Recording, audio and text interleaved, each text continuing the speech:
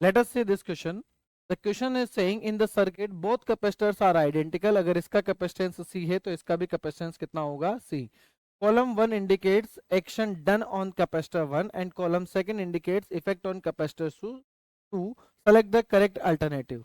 हमें यहाँ पे एक टेबल दिया गया है जिसमें कॉलम 1 में जो एक्शन हम लोग सी पहले वाले कैपेसिटर पे परफॉर्म कर रहे हैं वो एक्शन दिया गया है, और उस एक्शन की वजह से सेकंड कैपेसिटर पे हमारे पास में क्या इफेक्ट पड़ेगा वो कॉलम सेकंड में दिया गया है, और हमें मैच दी कॉलम करना है. हमारे पास यहाँ पे 4 ऑप्शन दिए गए हैं, हमें इन चारों से सेलेक्ट करना है. मान लेते हैं कि पोटेंशियल हमारे पास यहाँ पर V है, तो अभी पोटेंशियल हमारे पास कितना हो जाएगा, V/2, और यहाँ पर पोटेंशियल कितना है, V/2. अब हम लोग फर्स्ट चेक करते हैं, plates are moved further apart. अगर हम लोग सेंटर कैपेसिटर 1 की प्लेट्स को अगर अपार्ट दूर करते जाएं तो D बढ़ेगा. D बढ़ेगा तो हमारे पास कैपेसिटर कम होता जाएगा. जैसे कि फर्स्ट ऑप्शन में हम लोग देखते हैं, फर्स्ट चेक कर रहे हैं, अगर सेपरेशन डिस्टेंस अगर हम लोग बढ़ाएंगे तो C इज इक्वल हो जाएगा हमारे पास में F0A/D.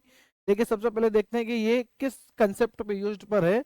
तो यहाँ पर दो पैरेलल कैपेसिटर है हमारे पास में और कैसे कनेक्टेड है, सीरीज में. तो हम लोग लिख सकते हैं parallel plate capacitor, parallel plate capacitor in series, capacitor in series, ये हमारे पास कंसेप्ट यूज हो जाएगा.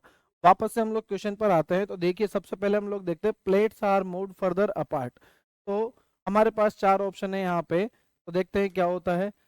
C is equal to epsilon not A upon D. Capacitance हमारे पास डिक्रीज होगा. अगर हम लोग सेपरेशन डिस्टेंस बढ़वा रहे हैं तो कैपेसिटेंस डिक्रीज होगा. लेट कैपेसिटेंस हमारे पास कितना हो जाता है, C1 हमारे पास हो जाता है C/2, और C2 कितना रहेगा, C. तो हमारे पास सर्किट में कुछ इस तरीके से बनेगा, C/2 और ये C, और पोटेंशियल डिफरेंस कितना है हमारे पास में, P.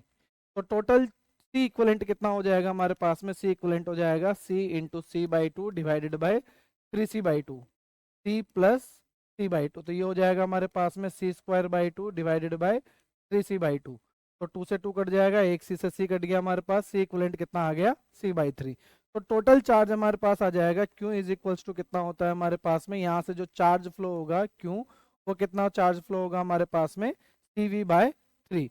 और इनिशियली में हमारे पास में चार्ज फ्लो हो रहा था, initial charge flow, initial charge flow कितना आ रहा था कि टोटल पोटेंशियल कितना था, C इक्विवेलेंट कितना था हमारे पास में, इनिशियल में C इक्विवेलेंट था C/2, और अभी कितना हो जाएगा ये CV/2. तो हमारे पास में जो चार्ज फ्लो आ रहा है वो पहले CV/2 था, अब कितना हो गया, CV/3. तो हमारे पास ऑप्शन देखते हैं, amount of charge on the right plate decreases. तो ऑप्शन आर हमारे पास में सही है. तो हमारे पास देखिए कौन सा ऑप्शन मैच कर रहा है, ए के साथ में कौन सा ऑप्शन मैच कर रहा है, आर. अब हम लोग बी ऑप्शन को चेक करते हैं. यहाँ पर चाहे तो हम लोग पोटेंशियल भी चेक कर सकते हैं. अगर हम लोग इसके अक्रॉस पोटेंशियल निकालना चाहें तो टोटल पोटेंशियल है हमारे पास में V, और C/2 और C के अक्रॉस अगर हम लोग पोटेंशियल निकालना चाहें तो हमारे पास सेकंड प्लेट पे पोटेंशियल कितना आ जाएगा, VC2 इज इक्वल टू हो जाएगा हमारे पास में, टोटल चार्ज है V, टोटल पोटेंशियल है V, C/2 डिवाइडेड बाय कितना हो जाएगा, 3C/2. तो ये हो जाएगा हमारे पास में V/3. तो पोटेंशियल हमारे पास में कितना आ रहा है, डिक्रीज हो रहा है, जबकि यहाँ पर पोटेंशियल क्या लिखा हुआ है, इंक्रीज हो रहा है. तो ये ऑप्शन गलत हो गया. अमाउंट ऑफ चार्ज इंक्रीज होने के बजाय क्या हो रहा है, डिक्रीज. तो हमारे पास कौन सा ऑप्शन मैच कर रहा है, आर. अब हम लोग सेकेंड ऑप्शन चेक करते हैं. अगर एरिया इंक्रीज करें तो बी पार्ट को देखते हैं. अगर एरिया इंक्रीज करेंगे तो हमारे पास कैपेसिटर इंक्रीज होगा. हम लोग मान लेते हैं लेट C1 हमारे पास हो गया अब 2C, और C2 अभी भी हमारे पास कितना है, C. तो हमारे पास सर्किट बनेगा 2C और ये C, और पोटेंशियल अभी भी हमारे पास कितना है, V. तो यहाँ पे इनिशियल C इक्विवेलेंट तो कितना था हमारे पास में, C/2. अब यहाँ पे C इक्विवेलेंट कितना हो जाएगा, 2C into C divided by 3C. तो ये हो जाएगा हमारे पास में 2C/3. अगर हम लोग चार्ज फ्लो की बात करें तो charge flow is equal to कितना हो जाएगा हमारे पास में, Q न्यू हमारे पास में हो जाएगा.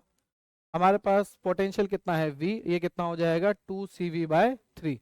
और पहले हमारे पास कितना था, इनिशियल चार्ज फ्लो हमारे पास था CV/2, और अभी कितना हो गया हमारे पास में 2CV/3. तो ये चार्ज फ्लो इंक्रीज हो गया. तो चार्ज फ्लो अगर इंक्रीज हो रहा है तो हम लोग देखते हैं amount of charge on left plate increases. तो P ऑप्शन हमारे पास में सही है. ये कौन सा ऑप्शन हो जाएगा, P. एक बार पोटेंशियल डिफरेंस भी चेक कर लेते हैं. पोटेंशियल डिफरेंस अगर हम लोग चेक करें यहाँ पर, तो ऑन राइट प्लेट तो VC2 हमारे पास हो जाएगा V into 2C divided by C 2C plus C, तो ये आ जाएगा हमारे पास में कितना आ जाएगा 2CV डिवाइडेड बाय 3C, तो ये कितना आ गया हमारे पास में, C से C कट जाएगा 2V बाय 3। पहले हमारे पास में पोटेंशियल कितना था V/2 और V/2, इनिशियल में पोटेंशियल हमारे पास कितना था V/2 और V/2, अब कितना हो गया हमारे पास में 2V/3, तो पोटेंशियल भी इंक्रीज हो रहा है, तो ऑप्शन हमारे पास आ जाएगा पोटेंशियल डिफरेंस इंक्रीज। तो P और Q सही है, तो दोनों ऑप्शन सही हो जाएंगे हमारे पास में। तो कौन सा ऑप्शन मैच कर रहा है B के साथ, P एंड Q। नेक्स्ट देखते हैं हम लोग, लेफ्ट प्लेट इज अर्थड। अगर हमारे पास में लेफ्ट प्लेट को अर्थ कर दिया जाए तो राइट प्लेट पे कोई फर्क नहीं पड़ेगा, क्योंकि अर्थिंग यहाँ पर हुई रहती है। तो यहाँ पर क्या हो जाएगा, none of the above effect, तो सी में हमारा कौन सा ऑप्शन हो जाएगा, सी।